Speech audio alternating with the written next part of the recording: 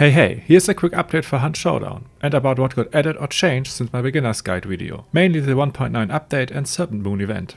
It may be a little late, especially in regards to the event, but I'm pretty sure the next events will follow a similar process.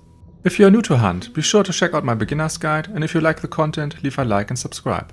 To start off, they added two new grunt variants. One has a gun which will fire and make a loud sound if it hits you. The other one carries a lantern and tries to set you on fire. They still don't really pose a problem if you kill them first. A bunch of new weapons were also added. The Winfield 1893 Slate, a new shotgun with a 6-shot barrel magazine. It fires faster than the Spectre, but its range is shorter. You can also load them with slugs or penny shot. The Caldwell 92 New Army, a new 6-shot revolver with a fast firing rate, similar to the Great Nagant Officer.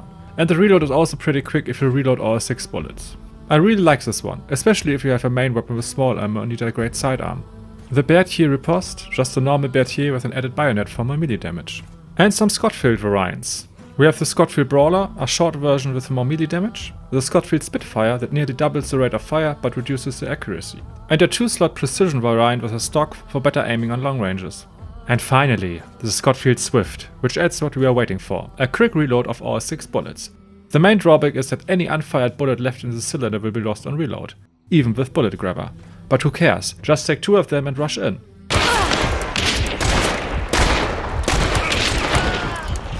And through the Serpent Moon event, you can get a new Romero variant, the LMO. 5 shots with faster reload between shots, but if you empty the magazine, it really takes a while to fully reload.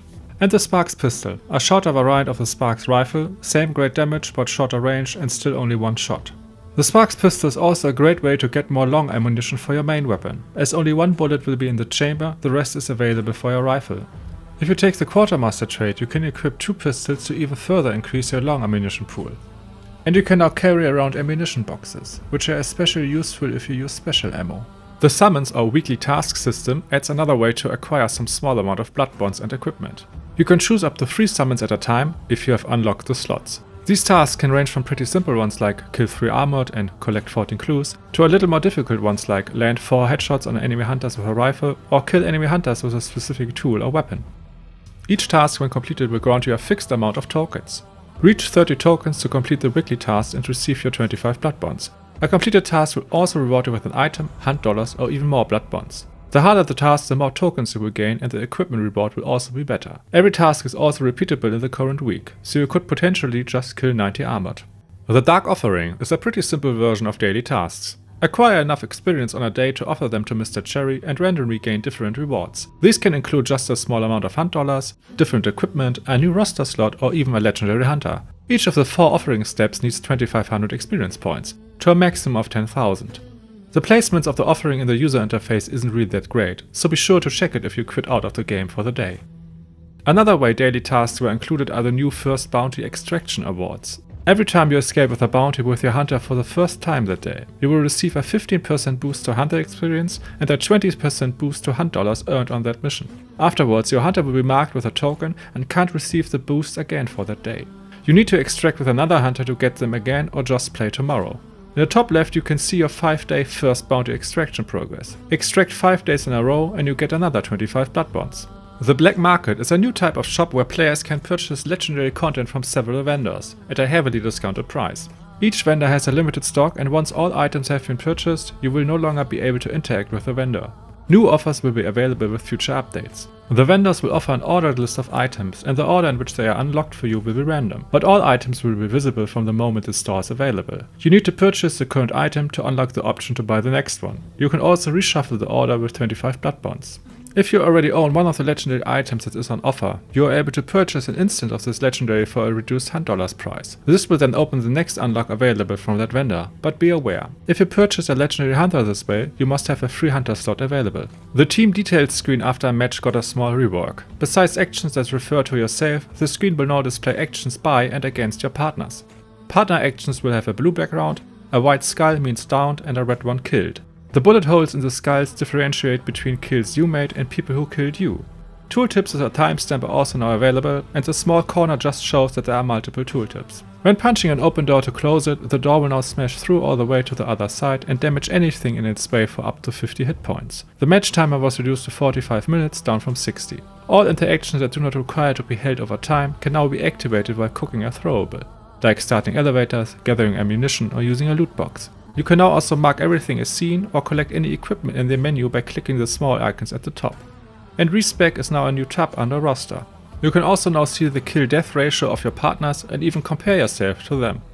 The Serpent Moon event adds a new Battle Pass progression. As with any other Battle Pass, acquire enough event points to unlock stuff on the free path or buy into the premium path, the gilded path, to receive more exclusive items. You don't really need to get the premium path, as the new weapons and the more gameplay relevant stuff is included with the free path. The premium path mostly just gives you more legendary skins, blood bonds and some items for free.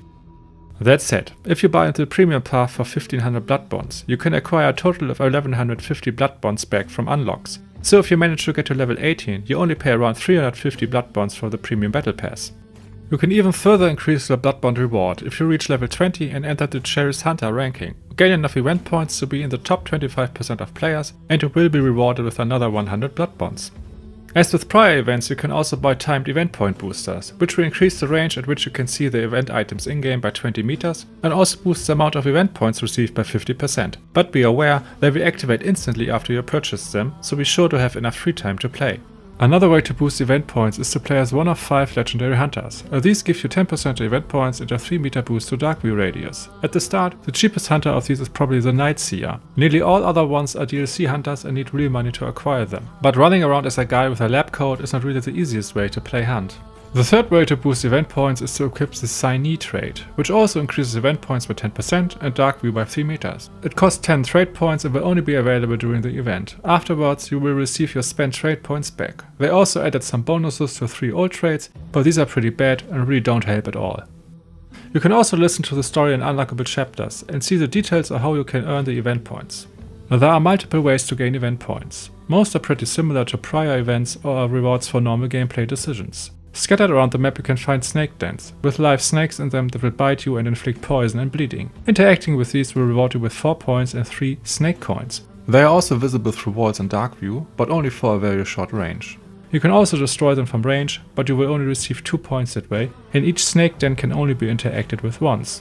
Each snake coin is worth 2 event points for you and 1 event point for your partners. Any snake coin that is not sacrificed at an altar will be lost after the match and you won't receive anything for them.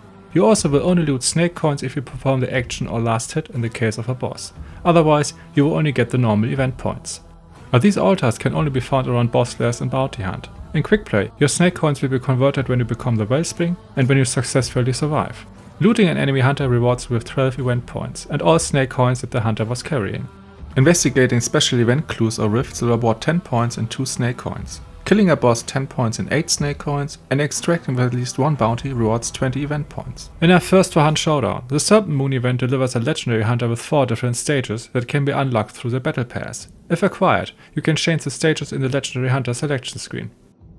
In conclusion, I really like the addition of the Battle Pass system. It gives you something to do and you can unlock new stuff. Yeah, sure, you can see how Crytek tries to get more money out of the players, but I think it's a fair system as you don't really get anything game-breaking out of the premium pass and everything else is just cosmetics. In the future, I just would like to see some more variety with how the events happen in-game. Collecting or destroying some stuff laying around starts to get pretty boring after a while. The other stuff, like daily or weekly tasks, are also a nice addition, but they certainly could improve the user interface a lot. Anyway, thanks for watching. Bye!